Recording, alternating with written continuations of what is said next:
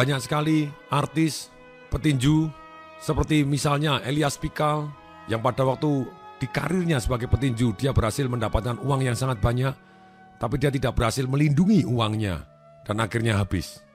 Nah, di sini, ketika saya belajar dari Robert Kiyosaki, dan kemudian banyak sekali ilmu yang saya pelajarin, salah satunya yang sangat berkesan itu adalah 5 kecerdasan keuangan untuk hidup berkualitas.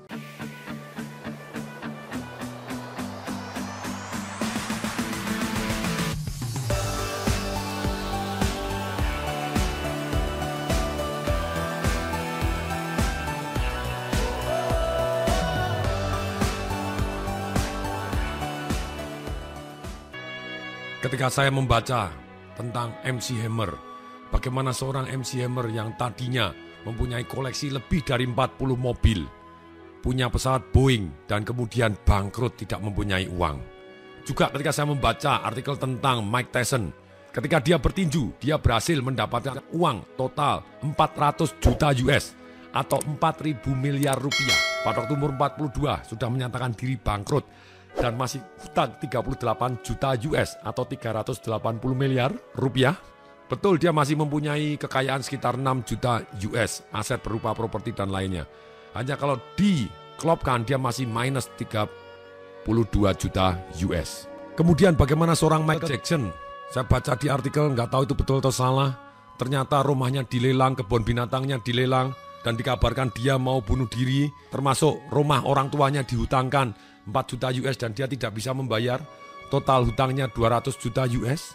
Karena pada dasarnya banyak sekali artis, petinju, seperti misalnya Elias Pikal, yang pada waktu di karirnya sebagai petinju, dia berhasil mendapatkan uang yang sangat banyak, tapi dia tidak berhasil melindungi uangnya, dan akhirnya habis. Nah, di sini, ketika saya belajar dari Robert Kiyosaki, dan kemudian banyak sekali ilmu yang saya pelajarin, salah satunya yang sangat berkesan itu adalah 5 kecerdasan keuangan untuk hidup berkualitas. Kalau Anda kepengen ingat seumur hidup, ikutin gerakan saya. Dengan ikutin gerakan saya, Anda akan belajar jauh lebih cepat. Oke, tangan kanan ke atas, 5 kecerdasan keuangan. Apa? Ulangi kata-katanya. 5 kecerdasan keuangan. Oke, tangan telunjuk 1 ke atas, 1 kecerdasan yang pertama. Oke, masukkan ke hidung Anda, kemudian seolah-olah mencari upil. Nah, inilah namanya. Kecerdasan nomor 1 adalah kecerdasan untuk mencari uang. Kalau orang berhasil mendapatkan uang 1 juta US 1 tahunnya, yang satu cuma 50.000 US, sudah pasti yang 1 juta US mempunyai kecerdasan mencari uang yang terbukti lebih berhasil. Kemudian yang kedua, tangan dua-dua diangkat ke atas, tunjukkan telunjuk dua-dua, kemudian tunjukkan angka 2 di jari Anda, jari tengah dengan jari telunjuk. Kemudian 2 ini seolah Anda memeluk diri Anda, tangan kanan menyentuh ke bahu kiri, tangan kiri jarinya menyentuh ke bahu kanan. Yes, ini adalah kecerdasan untuk melindungi uang Anda. Melindungi maksudnya adalah bila Anda secara teks, misalnya yang satu penghasilan 1 juta US, kemudian bayar teks 500.000 US, sedangkan yang satu 1 juta US, kemudian dia secara legal dia hanya bayar 20%, berarti yang membayar 20% dia mempunyai kecerdasan untuk melindungi uangnya jauh lebih baik. Kemudian yang ketiga, oke, semua tangan kanan angkat, tunjukkan jari, 3 jari Anda, jari tengah, jari telunjuk dan jari manis Anda. 3 adalah kecerdasan untuk mengatur. 3 kecerdasan untuk apa? Mengatur, ikutin saya. 1 untuk hari tua, 2 untuk cadangan, yang ketiga boleh dihabiskan. Oke, yang ketiga ini adalah kecerdasan untuk mengatur. Sekali lagi, kecerdasan untuk apa? Tolong dijawab. Dengan jawab Anda akan jauh lebih ingat. Kecerdasan untuk mengatur. 1 untuk hari tua, yang kedua untuk cadangan, yang ketiga silakan mau dihabiskan boleh. Nah, kemudian ini kecerdasan ketiga, mengatur. Orang yang mengatur kecerdasan mengatur keuangan ini, misalnya sama-sama orang dalam kondisi hutang, kalau dia bayarkan semua kekayaannya terhadap hutangnya, dia tidak mempunyai kecerdasan untuk mengatur uang. Dalam kondisi apapun, dalam situasi seperti apapun, harus menyisihkan untuk dirinya sendiri, untuk hari tuanya dia, untuk cadangannya dia, ataupun untuk bayar utang, tetap bayar utang. Bayar utang lebih banyak boleh enggak? Boleh. Sedangkan yang 70% untuk dihabiskan, itu maksimum. Lebih sedikit boleh enggak? Boleh, tergantung berapa besar penghasilan Anda. Inilah orang yang cerdas dalam bidang mengatur keuangan. Dia terus fokus bagaimana dia bisa membuat passive income. Sementara dia membayar hutang, dia bertambah kaya. Tidak habis-habisan, melainkan dia tetap bertambah kaya karena dia terus menyisihkan untuk membuat peternakan uangnya dia. Kemudian kecerdasan yang keempat. Oke, sekarang tunjukkan angka 4, yaitu mulai dari kelingking sampai telunjuk Anda semuanya diangkat. Kemudian bentuklah seperti ungkit, karena kecerdasan 4 adalah kecerdasan untuk mengungkit. Uang kecil menghasilkan uang banyak. Gerakannya bagaimana? Ambil tangan kiri Anda di bawah sikut tangan kanan Anda. Dan angka 4 ini turunkan seperti Anda sedang memeluk tangan. Kemudian angkat angka 4 ini tegak lurus. Yes, itulah mengungkit uang. Uang kecil menghasilkan uang banyak. Bahkan tanpa uang bisa menghasilkan uang yang banyak. Ini butuh kecerdasan yang berbeda dengan mengatur uang.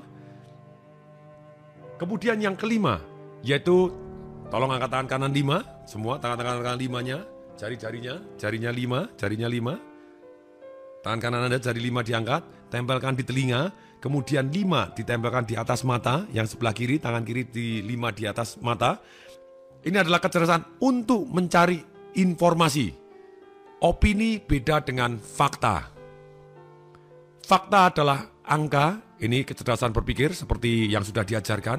Kita harus mencari fakta di dalam keuangan, kita tidak boleh menggunakan satu yang namanya opini. Banyak sekali ketika orang invest, misalnya invest saham, mereka invest ke saham yang namanya saham berbisik.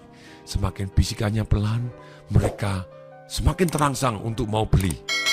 Menurut si A kelihatannya naik, menurut si B kelihatannya naik. Mereka katanya ini naik loh, katanya bagus loh. Itu adalah opini, angkanya bagaimana, datanya bagaimana. Anda boleh belajar untuk di saham tentang analisa fundamental, itu kembali lagi juga dengan angka. Anda juga bisa belajar technical analysis, itu juga dengan angka, dengan statistik. Atau gapping analysis, itu juga kapan saham tahu-tahu meloncat, kemudian tahu-tahu turun, itu juga berdasarkan angka dan statistik. Ini 5 kecerdasan yang harus kita terus tingkatkan. Di dalam mencari uang, mungkin Anda punya jurus-jurus yang paten, yang selama ini Anda lakukan, yaitu bekerja keras dan bekerja lebih tekun. Sebenarnya kerja keras dan tekun, itu adalah cara yang tradisional, yang bisa berhasil kalau Anda diiringi dengan kecerdasan yang kedua, yaitu melindungi, dan kecerdasan yang ketiga, yaitu mengatur. Untuk apa, dan untuk apa. Tapi Anda akan kaya sangat luar biasa ketika Anda mempunyai kecerdasan mengungkit. Uang kecil menghasilkan uang banyak. Di saham, uang-uang yang sangat banyak terjadi bukan orang jual beli saham. Mereka menjual saham. Ketika mereka menjual saham, mereka uang kecil bisa menjadi besar sekali. Kemudian di properti, demikian juga, uang kecil bisa menghasilkan pertumbuhan yang luar biasa karena kita bisa beli hanya dengan uang muka, kemudian sisanya dibantu oleh bank. Misalnya ada 1 miliar, kemudian kita kasih uang muka 200 juta, kemudian utang bank 800 juta. Dan misalnya properti tersebut naik menjadi 1 miliar 100 juta atau naik 10% saja dari nilai propertinya. Sedangkan modal yang kita taruh adalah hanya 200 juta, akibatnya setahun uang kita naik 50%. Hanya saja apapun yang akan Anda pelajarin selama Anda belum merubah money blueprint Anda tidak akan berubah. Orang kepingin merubah hasil, datangnya dari mana hasil? Yaitu dia merubah tindakan. Tindakan datangnya dari mana tindakan? Karena dia merubah keputusan. Dari mana datangnya perubahan keputusan yang putus-tus tadi? Datangnya adalah dari pikiran dan emosi. Cara berpikir banyak sekali, sedangkan emosi ada 3. Masih ingat Anda? 1, merubah takut jadi berani. Kemudian dari biasa-biasa menjadi komitmen, suka duka dijalanin. Yang ketiga, diimani. Ini satu situasi emosi yang membuat kita mengambil keputusan yang putus-tus. Kemudian, tapi banyak sekali orang ketika melakukan deacon proses, yaitu suruh membayangkan suatu hal yang menyengsarakan sekali. Mereka tidak mau membayangkan. Ketika disuruh membayangkan suatu kenikmatan, mereka tidak bisa membayangkan juga, tidak bisa merasakan, tidak bisa mendengarkan. Dan mungkin tidak mau. Mereka pasang sekring. Seperti rumah kalau kesambar petir, der. Kemudian langsung listriknya mati semua. Dan beberapa saat kemudian ketika dihidupkan, ternyata jalan semua. Banyak orang di dalam menghadapi perubahan ketika dia mempunyai emosi tertentu. Ketika mereka mempunyai pemikiran tertentu, mereka memasang satu yang namanya sekring. Bahwa dia tidak mau seperti itu. Dengan sekring ini dia tidak terbakar. Padahal kalau kita kepingin merubah sampai ambil keputusan yang putus-tus, emosi kita harus membakar kita. Emosi membakar kita sehingga kita ambil keputusan, yes, hari ini saya juga berubah. Sekarang juga berubah. Seperti cara-cara menghapus trauma atau menghapus kebiasaan buruk, harus ada alasan yang sangat kuat. Nah, kenapa mereka kalau walaupun diberitahu alasan sangat kuat juga tidak mau?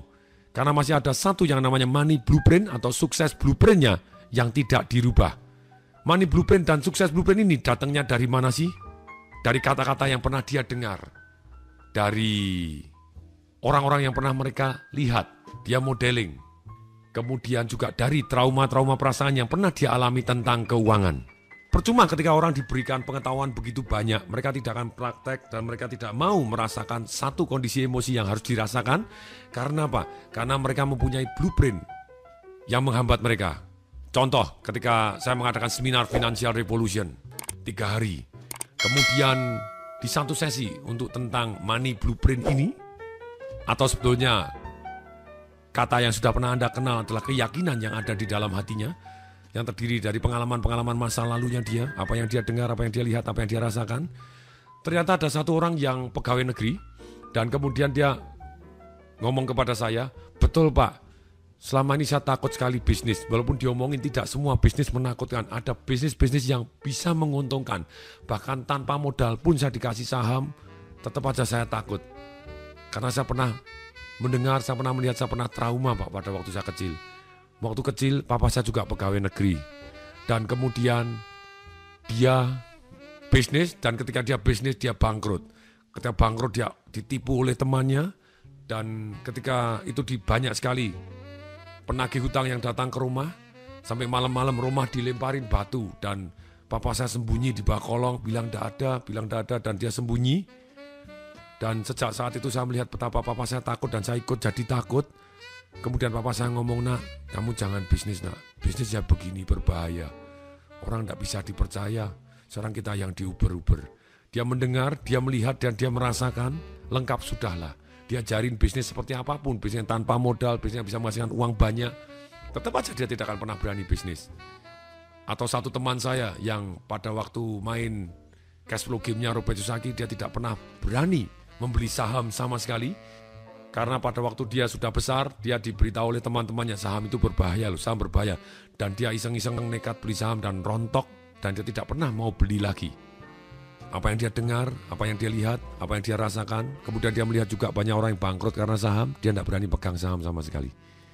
Inilah, padahal banyak sekali orang yang kaya karena saham. Banyak sekali orang yang kaya karena bisnis. Nah, caranya bagaimana? Kita menghapus dan membuat blueprint yang baru. Ada 4 tahap. Tahap yang pertama, kita harus satu yang namanya awareness atau waspada. Sesuatu hal yang menghambat kita secara keuangan ataupun menghambat kesuksesan kita itu ternyata ada keyakinan atau blueprint di balik semuanya. Kata-kata apa yang kita yakinin? Prinsip-prinsip apa yang kita yakinin? Identitas apa yang kita yakinin? Setelah kita satu tahap awareness, kita sadar bahwa ada yang menghambat kita di balik layar. Kemudian yang kedua, masuklah ke satu tahap yang namanya understanding. Kita mengerti resikonya apa. Anda harus tulis terlebih dahulu resikonya apa. Ini resikonya ini. Kalau saya masih punya keyakinan yang negatif ini alasannya sangat kuat, saya akan jadi sengsara seperti ini, saya tidak bisa jadi kaya. Anda understanding bahwa ini harus dirubah. Ini resikonya ini. Dan Anda juga mengerti perubahan seperti apa yang Anda inginkan, keyakinan apa yang mendukung Anda. Kemudian yang ketiga, mulai tahap satu yang namanya disassociate, yaitu memisah. Kita bisa ngomong, itu dulu, mulai hari ini saya seperti ini. Kemudian, itu ngomong di dalam hati. Yang keempat, tahap satu yang namanya deklarasi. Maksudnya apa deklarasi? Kita membuat pernyataan. Kita merusak pola yang lama, dan setiap kita ngomong suatu hal yang negatif, kita rusak pola lamanya dan kita deklarasi. Omong kosong tai kebu. Itu dulu, mulai hari ini saya tahu bahwa ini adalah keyakinan yang saya baru. Dengan keyakinan baru, saya yakin saya akan bermanfaat, saya akan menjadi yang saya inginkan. Misalnya, keyakinan apa yang menghambat Anda selama ini? Kata-kata apa yang pernah Anda dengar yang hasilnya membuat Anda sulit mendapat uang besar dalam waktu yang singkat secara halal? Misalnya, keyakinan easy come, easy go. Uang yang dapatnya mudah, keluarnya juga mudah. Selama ini menjadi keyakinan Anda akan sulit menjadi kaya cepat, atau mungkin kaya cepat tapi habisnya juga cepat. Nah, kita mulai sadar, oh saya punya keyakinan seperti itu. Pantesan aja saya susah mendapat uang yang cepat karena saya tidak menghargai uang cepat. Dan kalau saya dapat uang yang cepat banyak, pantesan habis. Karena itulah blueprint kita. Easy come, easy go. Uang yang datangnya cepat, keluarnya juga cepat. Kenapa tidak dirubah? Kita dengan sadar, kalau kita punya keyakinan tersebut, berarti kita, resikonya apa Anda telah tahu? Mulailah Anda desesusit. Itu dulu. Mulai hari ini saya tahu bahwa easy come, easy grow. Uang yang dapatnya mudah, tumbuhnya cepat. Satu keyakinan yang baru. Setiap kita terlintas mau dapat uang banyak, jangan. Uang banyak itu kan gampang hilang. Omong kosong tai kebu, Anda rusak dengan tangannya, boleh masukkan jari ke hidung Anda. Omong kosong tai kebu, uang cepat, keluarnya cepat nih. Anda ngomong dengan seperti itu, kemudian Anda bilang, omong kosong. Yang benar adalah uang yang datangnya cepat, tumbuhnya cepat. Dan itu mendadak jadi blueprint Anda yang baru. Ketika Anda ulangi, kita jauh lebih semangat dan kita bisa mendapatkan uang yang cepat dan tumbuh sangat cepat. Demikian juga, kadang ada keyakinan-keyakinan yang seringkali kita anggap positif, tapi sebetulnya negatif. Misalnya, uang banyak, tanggung jawab kita menjadi besar. Semakin kaya, saya semakin tanggung jawabnya semakin besar.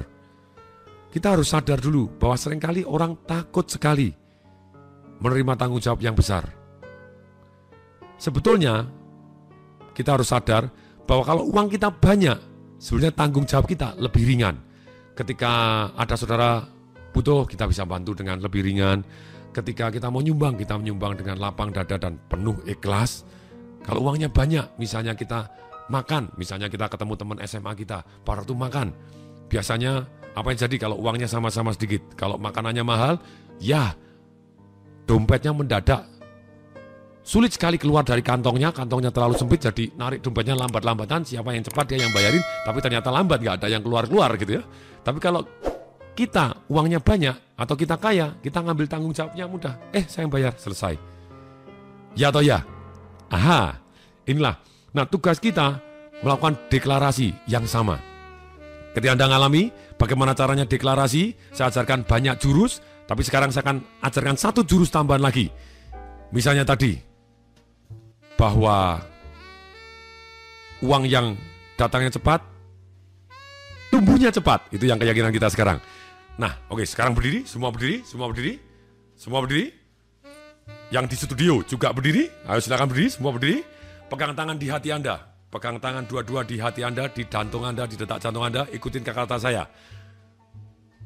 Mulai hari ini, saya tahu bahwa orang yang miskin mempunyai keyakinan uang yang datangnya cepat, hilangnya juga cepat. Mulai hari ini saya tahu bahwa saya adalah orang yang kaya. Bagi saya, uang yang datangnya cepat, tumbuhnya cepat. Oleh karena itu, saya pasti kaya. Sudah kaya. Sungguh kaya.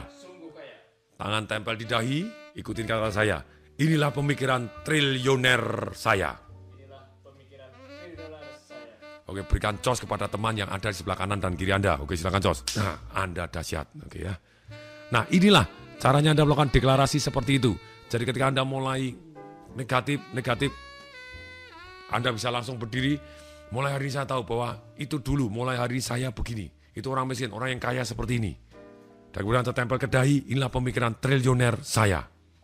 Oke, sekarang tiba saatnya ketika Anda sudah memutuskan diri untuk belajar, kenapa tidak kita mulai tulis keyakinan-keyakinan yang menghambat kita selama ini. Kemudian mulai Anda deklarasikan, Anda cut. Kemudian mulai Anda tulis. Resikonya apa kalau Anda mempunyai keyakinan seperti itu? Dan kemudian Anda mulai disassociate. Itu dulu, mulai hari ini saya punya prinsip seperti ini.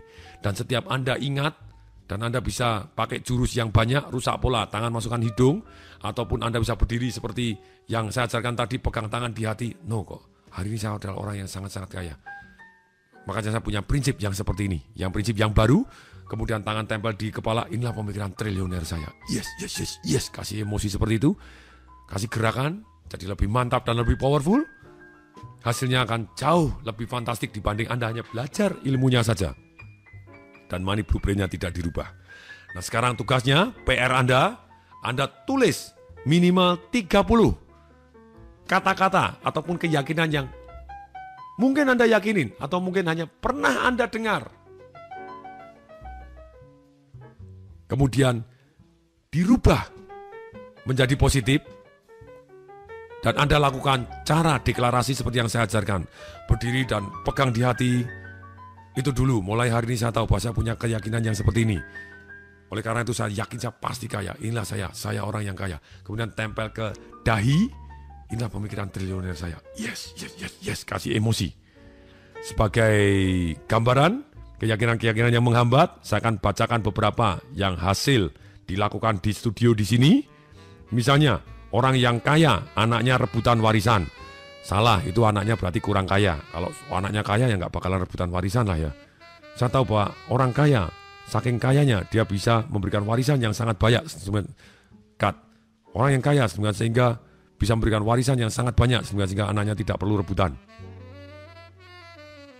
Misalnya ada keyakinan orang kaya itu adalah serakah, itu orang kaya yang lain. Saya adalah orang yang kaya yang banyak amal kok. Anda bisa ngomong seperti itu. Kemudian, orang harus pelit baru bisa jadi kaya. No, tidak perlu harus pelit kok orang bisa kaya. Kita sosial pun tetap bisa kaya. Buktinya Bill Gates orang yang paling kaya di dunia malah paling sosial. Dia menyumbang yang pernah sumbangan yang paling besar di dunia. Bill Gates dan Warren Buffett, orang nomor 1, orang nomor 2 paling kaya. Menyumbang begitu banyaknya, sampai 30 miliar lebih US dollar. Kemudian misalnya punya keyakinan begini. Orang mati tidak membawa uang, maka tidak perlu cari banyak uang. Hei, kita punya keyakinan itu dulu. Mulai hari ini saya tahu bahwa benar orang mati tidak membawa banyak uang, makanya saya mau meninggalkan warisan yang banyak. Sekarang saya mau tanya kepada Anda jujur, pilih mana? Anda meninggalkan warisan atau meninggalkan hutang? Kenapa tidak? Gitu ya, meninggalkan warisan yang banyak. Ini orang yang kaya cenderung kurang spiritual. Oh ya, boleh tidak kita memilih orang yang kaya dan spiritual? Kenapa tidak? Itu pilihan kita. Dan itulah, Anda bisa berdiri dan Anda ngomong, orang miskin milih salah satu yang dari sama-sama buruknya. Yang buruk atau lebih buruk, otomatis dia pilih yang buruk. Karena yang kurang buruk, misalnya begini, lebih baik miskin tapi jujur daripada kaya tapi korupsi. Bisa tidak kita kaya dan jujur? Bisa, kenapa kita tidak pilih dua-duanya? Itulah, saya adalah orang yang kaya. Mulai hari ini saya tahu, makanya saya memilih kata-kata dan. Saya milih kaya dan jujur. Saya milih kaya dan keluarganya harmonis. Saya milih kaya dan sehat. Saya milih kaya dan apa, terserah. Anda bisa milih kaya dan. Terus Anda harus tulis, ini adalah PR Anda. Minimal 30 keyakinan Anda yang selama ini pernah Anda dengar pun.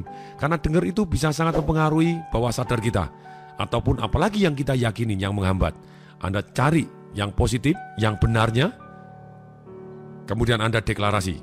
Tulis di buku sukses Anda 30 keyakinan yang menghambat Anda untuk menjadi kaya selama ini apa saja.